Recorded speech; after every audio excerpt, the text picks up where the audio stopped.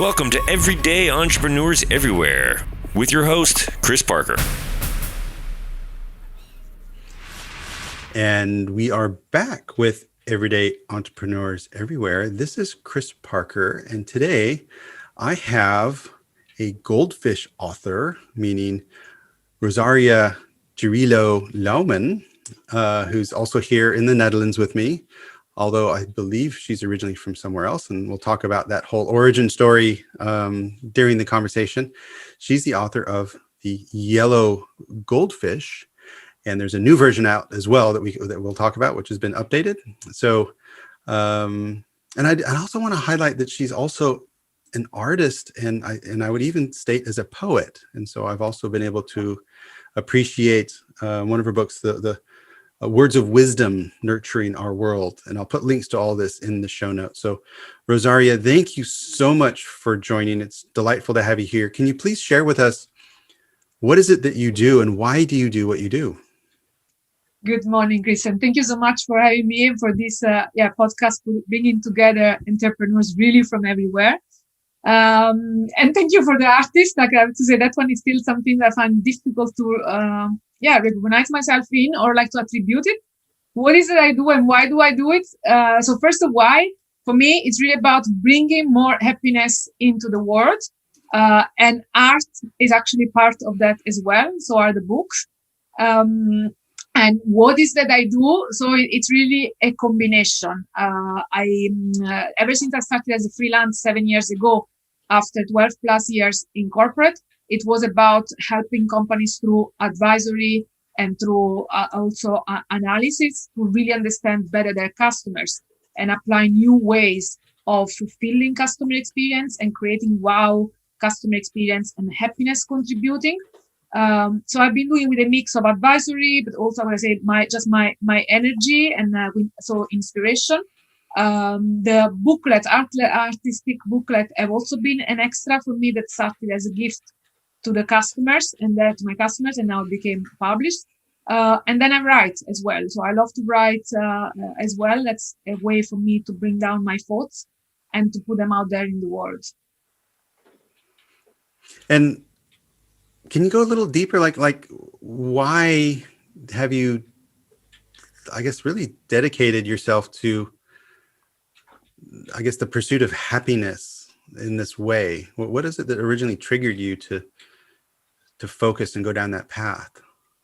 So I guess that really started we could say my childhood. So I'm originally Italian, and I'm from the south of Italy. So from a small town called Caserta, which very few people outside Italy have heard of, but it's just 20 kilometers from Naples.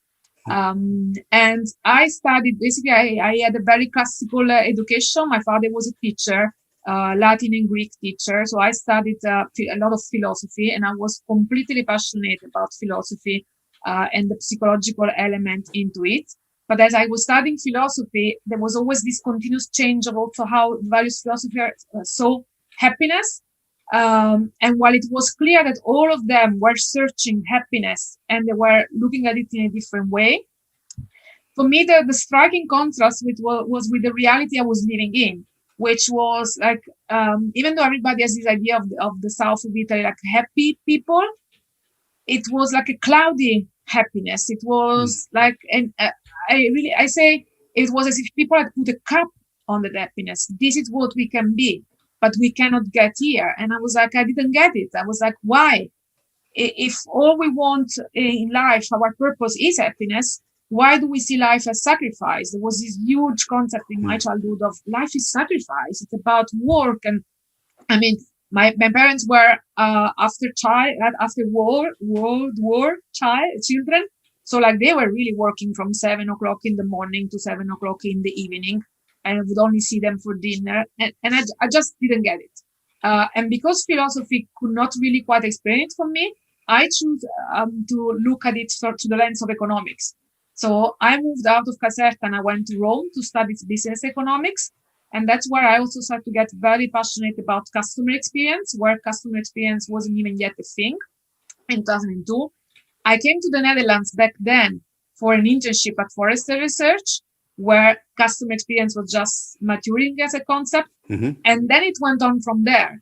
So I then I wrote my master thesis on customer experience. I became a specialist, and my customer experience has been my field for the past 18 years.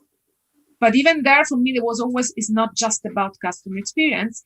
It's about what can we achieve through customer experience? How can we make the world better, happier, and healthier, and more sustainable, and even more peaceful? Because at the end, we make the world we live in. And that's for me also. So the companies, I think they have a role, a responsibility in make that world as better as it can possibly be, and not putting that cap. So yeah, that is, I guess, it's the connecting line through my entire life, from my childhood to life in Caserta to now what companies do. It's like, why are we putting a cap? Why can we not go for the top, what Maslow used to call the growing tips statistic? Like, if we just look at the average, we stay average. If we just look for the middle way, it's like, what's the fun in that? And why? And I know that you're very busy. So there are organizations and leaders who this resonates with. And I'm curious, for me, it feels a little bit more the exception than the rule. I mean, because oftentimes I hear from people say, well, you're here to work, not make friends. That type of stuff is and like, well, actually, no, I'm here to, interact with humans and do cool shit and create value. And that means they would be friends. So it's how do you see, I guess, in industry, the evolution of this? Is this something that is starting to pick up and shift, that there's more awareness that people can succeed through a pursuit of happiness rather than sacrifice? Absolutely. I mean, and I really see it's been picking up a lot in the past few years. I also have to say it's been a learning journey for me as well. It's also, just as you were mentioning now, I see people, I was like, oh, what do you mean you're going to go and talk to people? I used to be one of those leaders. So it's like, I think my key learning point I will never forget, it was when I was at Philips. So I was responsible for the after sales of the customer experience shop. And I was also like working, and sure, connecting to the people in my office, but not much. And then I hired an external consultant, Marianne van der Dem, and I can never forget, she was like, you got to drink more coffee. Just go out of this office, get to the other floors, go around and drink more coffee. And I will just never forget that tip. And it's like, and that was for me also the part of my emotional intelligence learning. So for me as well, it was like, I was efficient. I was like, I need to get the job done. And I would, because I tend to be think of a quick person, I sometimes want to get things done so quick that I rather do them myself than involve too many other people, because I get the feeling that it might be quicker. But sometimes, you also, have that way. If you want to go fast, go alone. But if you want to go far, then you got to go together, even though that might be sometimes slow down. So I had to learn that. And I recognize that all around. We all somewhere have to learn it in the journey, and then we forget it, and then we have to relearn it. So also that back at that time, also in Philips, I remember one of my managers also telling me, like, you're doing a lot, everything great, but you are lacking emotional intelligence. It's like, you can be just so tough and skipping the emotions. And then funny enough, emotion is now a key part of everything that I do also with my clients. But I was one of those person where I thought, sure, emotion is important, but at work, it's work, and then I realized that was also part of the questions that I had received. When you get out of the door at 8:00 in the morning to go to school, whatever upset situation has happened at home, stays at home. You close the door, you almost close your heart, but it doesn't work. Then I learned it just doesn't work. It comes back to you in so many ways. And for me, that ways were also physical. I suffer of migraines a lot. I had so many physical problems if I look back at those times. So sure, I was producing, but then at least 2 days a month, I would be closing my bed with migraine that I could not even look at the light. And now I'm like, ever since I changed my ways, I'm like, I can't even remember anymore when is the last time I had one of those bad migraine. So you see, it comes back. I'm curious with the the book Yellow Goldfish in its 9 ways to increase happiness in business to drive growth, productivity, and prosperity. And in there, happiness is an acronym. Mm-hmm. And the first S is simplicity, which I'm sure we'll talk about, because that's something that I'm hunting passionately now. But I'm curious, one of the pieces of advice that I've heard before, which I feel is wisdom about writing a book, is don't write a book for which you're an expert on. Write a book about something you want to become an expert on. So I'm curious, was this a part of your journey towards that emotional connection, or was that something that you had already achieved and you said, now I want to share that? So how did this all come together over time? It was really a combination of. So what happened was, when I really wanted to, I truly believe that organizations have responsibility and the possibility of contributing to happiness. So, and that's why also in 2016, I did my TEDx talk about happiness-driven growth as this new life-enriching business model. But that was my belief. And I was like, I needed to prove it to the world. So at some point at the end of 2017, I thought, like, I need to start approaching this in a structured way, systemic way. I need to start looking for all the companies which are already doing something that contributes to happiness. And I need to check their business case and say, look, they're doing this and it's making them successful. It's making them win on the market because they're doing this. And at the very same time, Stan Phelps sent me an email asking me for examples of pink goldfish, because his way of doing all things goldfish were to crowdsource for examples. Mm-hmm. And I was familiar with the name Stan, and then I looked it back and I was like, oh my God, I had subscribed to his newsletters years before. Mm-hmm. But often when you see something very interesting, subscribe, and then you don't really read it. And then suddenly I started to read everything. I was like, oh my God, this is so much aligned. Then I saw his TEDx talk. And I was like, okay, I've got to send him an email and say, hey, have you ever thought about shouldn't you do Yellow Goldfish on happiness? And then his reaction was like, yeah, that's a great idea. And I was like, wow, okay. And that's how it started. And then that became also a learning journey. And for me, one of the biggest part of what you say, like you write about what you want to become an expert on, what I didn't know, and I learned while writing Yellow Goldfish, was that the reason why I could so much see and notice and feel every single time companies were doing something that contributed to my happiness or to other people's happiness was that when that was happening, I was getting what I call a shot of dopamine. So I learned a lot, also much more about our biology and our brain and the chemicals of our brain, dopamine, oxytocin, serotonin, and endorphin. And in the middle of writing the book, I had a number of personal issues at home with my son. And basically, it turned out my son had ADHD and I had ADHD. And I learned that while writing Goldfish. And for me, it was also like, oh my God, I'd been noticing all those things because they were giving me what I was lacking. In some cases, I was lacking dopamine. I was lacking serotonin because of the way that my brain it's wired.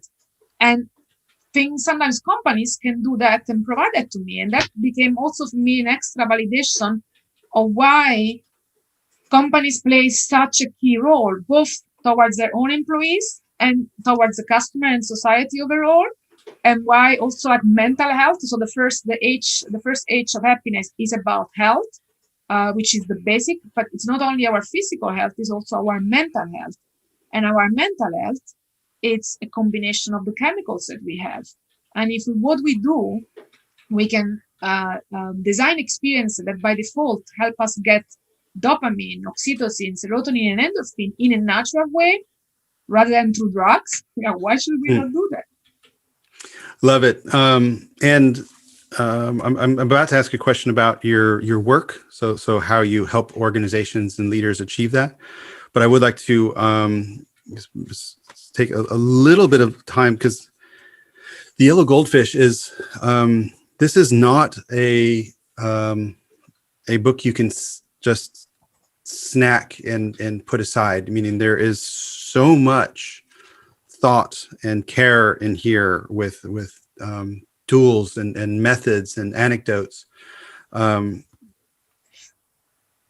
how did you craft all this together? Because every chapter almost could have been a book on its own. It's a beautiful piece of work, and I would really recommend people that to pick it up and carve out the time, because it's also super meaningful and valuable. What was the journey of writing this like for you? It's funny that you asked that, because it's like, if I tell you like how long it actually took to write it's not like it's like it was, everything was here and everything was already somewhere else in my computer in multiple places. Mm-hmm. And for me, one thing I always have, I need a deadline. If you give me a deadline, somehow it's like I can do anything almost. So the deadline was the 13th of August. I do remember the deadline was the 13th of August, because we needed to send it to the editor for review. And we've been collecting examples since November of 2017. So I put all those things together. There was a lot of content, but not much was really written yet. And then in July, I went for holidays, and I remember walking back on the beach, and all those thoughts were coming, and I was recording a few things. And I came back home on the 3rd of August after all holidays. So I had 10 days. And in those 10 days, I still don't know how, but like I sit down every single morning at 7 a.m. And within 10 days, I wrote just 30,000+ words. And at the end, I was like, oh my God, now I have 30,000 words. That was supposed to be the entire book. So, and that was only my part. So then that just happened. And then, of course, there was a lot of reviewing and editing and thing afterwards. But that was, to me, the journey. It was like it was so much present already. Then putting it down was like, could just be done anyway. Incredible. Yeah. Well, it feels like you said, it was all in your head from all these different experiences and education and things that you took. So lovely. So, and now you also, through your company, Wow Now, and people can find you at wownow.eu. What is it that you do there? These are I think, consulting projects that you work with large organizations to create value, and bring happiness into the customer experience. How does that work? What does that look like for people? So it really, the way that it started was like I have to say at the very beginning. So actually tomorrow is going to be 7. So on the 18th of December is going to be 7 years since I founded Wow Now. And from the very beginning, I almost had 100% advisory. So it started with turning Net Promoter Score data into insights, into action, into results. So that's really how it started, my first big client. So it was, the first part was helping them set up the NPS survey and the questions and the frameworks and the entire system within the company in the right way. The other part, which is also one of the parts that I truly love about that part of work, is I did most of the analysis myself. So it's like once all the data comes in and the comments comes in, that's the part where the researcher in me comes up. So I just love to read through all the comments. And ever since 2005, when for the first time as a business improvement manager at Adobe, I was also using the voice of the customer to identify which projects to run and which actions to do. I've been using an adapted version of the Maslow hierarchy of needs, which is also a lot of what you find in the book, to really see what makes the difference for people. Why certain experience make people happier and more fulfilled and satisfied, and they make them score a 10 versus some other experiences. So that analysis I always love to run, because it's where all those connections and also all my learnings about what drives us as human being comes together. And then it's about passing it on to people, helping them see that insight, and then get cross-functional teams together and say, okay, with this insight, what is that we need to do? And then that comes through type of design thinking type of processes. So really brainstorming together, creating new solutions, voting on which one is most feasible and has the highest impact, and then putting into action. So at beginning, that's especially because I had big clients that became like full-time job. And then next to it, I started developing masterclasses. So I founded the CXPA in the Netherlands, and I brought the certification of the CXPA into the Netherlands. So developing the master classes, and that then master classes is keynotes started to become an additional path next to the advisory. Mm-hmm. And I try to balance off and say, okay, 70% advisory, 30% master classes, and an inspirational session. And if I look at this year, like it's almost like it's then the balance started to change over the years. So it's now like more, I have to say 80%, 70% master classes in inspirational session and keynotes, and 20, 30% advisory. And that's a bit how it's going now. Cool. You mentioned CXPA, and that's the Customer Experience Professionals Association, if I remember the acronym. Yeah, probably 10 plus years ago, I was one of the original founding members of the International CXPA, and I've lost track a little bit. So can you give us a few words on CXPA and what that could mean for people here in the Netherlands or abroad? Yeah, so like I looked from the side also in 2010. I know that was like for me a really critical year in my life because I became mother, and actually at the time I lost my father. So I saw Bruce Temkin founding the CXPA, and I was so excited about it. And I was like, oh, as soon as there will be brain space and energy space in my head, I will do something with this. And that indeed happened then a few years later. And I was like, okay, I need to bring it to the Netherlands. The CXPA is the first worldwide association really for customer experience professional. Why? Because while for every other type of role, marketing, business improvement, project management, there were already association standard certification, there wasn't anything back in 2010 worldwide which put together customer experience professional. So that was how Bruce Temkin, Johnny Bliss, you, and a few other people really started together. In 2016, I decided to bring it to the Netherlands, also with the intention of bringing people together in an international community. So I've been on until last year. Then I also now have stepped out since a year because it became much more focused on the Dutch market. And for me, it was really like for them, it's now almost completely in Dutch as well. So it's definitely a lot of value for people in the Netherlands, which work in the Dutch market. And for me, it was like, I really love the international element. Like one of the reasons from the very moment that I joined the Netherlands was I love the international feeling of it. I love that we can be in the same room now, virtual. And like if there are 10 people, it's 9 different countries. That really makes me thrive. So then for me, when it became just Dutch focused, I was like, okay, that's not anymore for me. And now I'm part of the Design Thinkers instead association. And yeah, I'm always looking for new communities where it feels like it's more what I aligned with what I'm doing and my values as well. Yeah. Great. Well, I think the CXPA internationally is incredibly meaningful, and so if people really want to lean in and get the certification, which is not only the knowledge part but also the practical part. I'll put a link to that as well in the show notes. Good that you mentioned it because I mean, an international, I'm still linked to all of them, and it's still an amazing community. So internationally, like you can join in from everywhere. And I have to say, this year, especially 6 day, was just fantastic because it was all online. There were no frontiers anymore. So while indeed last year we did the Dutch one, actually at the hotel school, connecting also with Switzerland, but we could have one connection. Now it was just fully international. So we were connected from everywhere. And they provide a lot of value with tools and certification. Great. I'm curious in your work when, taking NPS, so it's data driven, obviously would be connecting to the brand, because that's where customer experience work also comes, connecting to the humans, the people in the organization. I'm curious if you have and I'm just gonna put you on the spot a little bit, as a story where looking at the data, you came up with a profound change in the journey or the customer experience that created a lot of value for the customer and the company.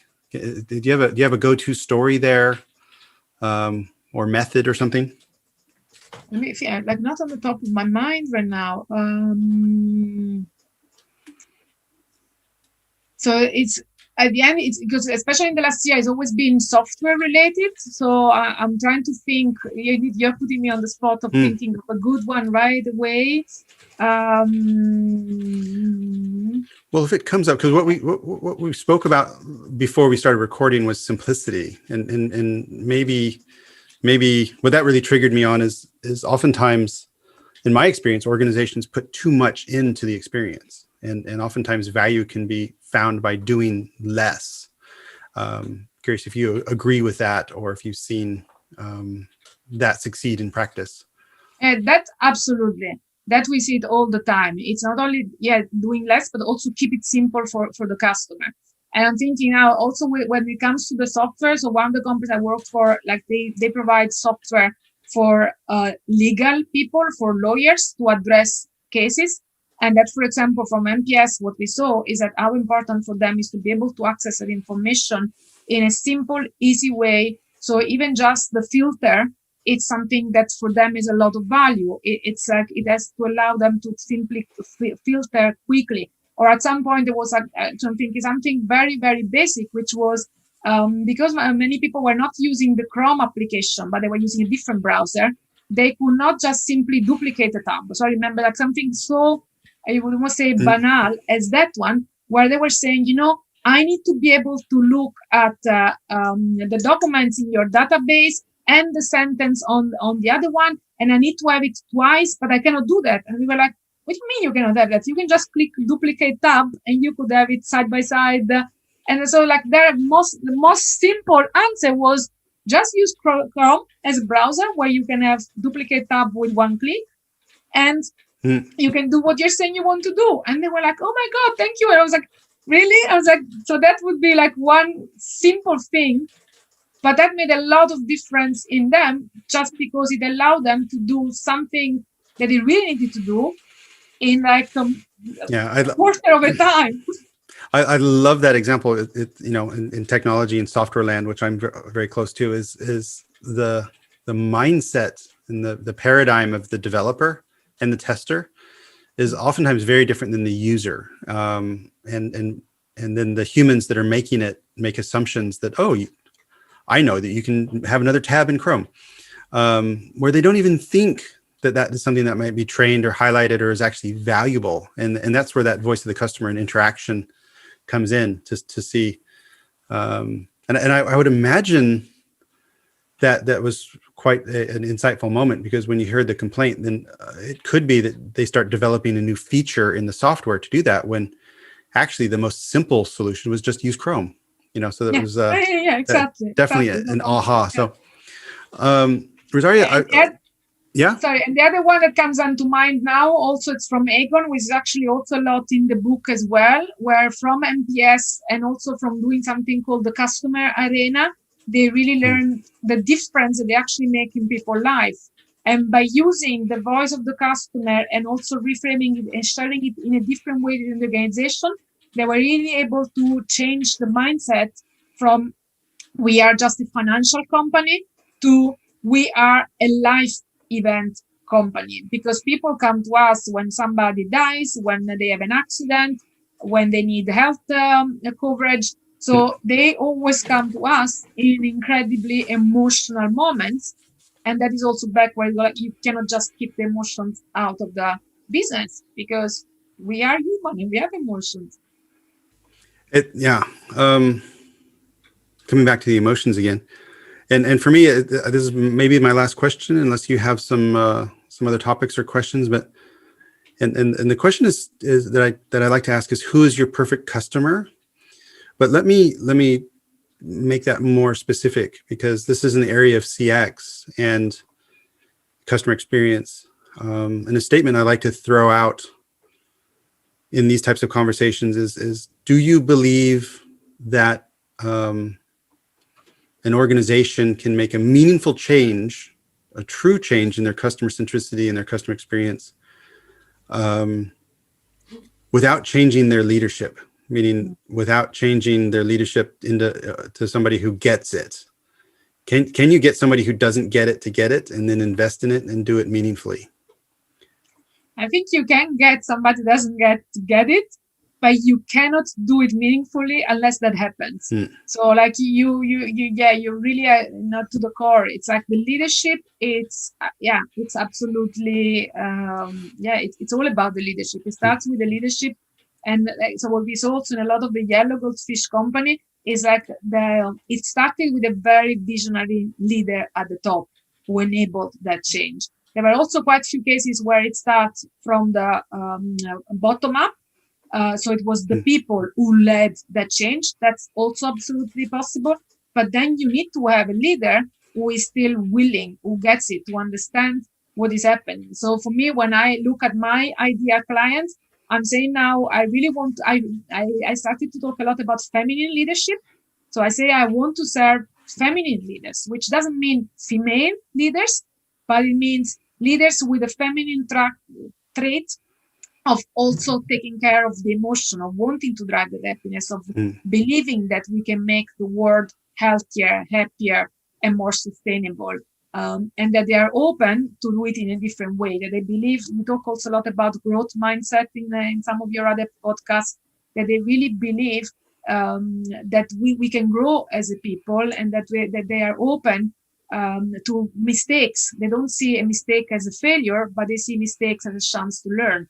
Those are the type of people that I want to work with, but I can feel like, I can be sometimes even too much. Sometimes I can be over enthusiastic and passionate. I'm like, I want to be accepted for who I am. That is my strength. And in something that's also like one of the goldfish author, like Dave talks about a lot. I'm like, sure, sometimes that strength can also be a weakness, but I want to work with people who appreciate it as a strength. Beautiful. And Stan Phelps of all the goldfish, he's been wonderful to be on the podcast as well. And David Rendell, who you were just referring to with Pink Goldfish. And the Pink Goldfish is the next edition is coming out. So I'm delighted to be on the review group of that. Maybe you are as well. So it's a beautiful community of supportive people. So thank you so much. So sorry, Rosaria. Lovely. Thank you. We need to wrap up. I would like to just remind people that, the yellow goldfish is out there, packed with insights. Rosaria with her company, nowwow.eu. And I'll put that link to the website in the show notes, as well as her LinkedIn. And she's also busy on Instagram, so you can follow her activities there. And and I really hope if leaders who are, and I loved your description of that feminine, not necessarily female, inclusive, emotionally driven leader. If that is triggering for someone to learn more, then I really would celebrate them to reach out to you and see how you might be able to support each other. So Rosaria, thank you so much for joining. I've really appreciated this. Thank you so much to you, Chris. And I could continue to talk for hours with you. So thank you. Learn more at ebullient.com/podcast.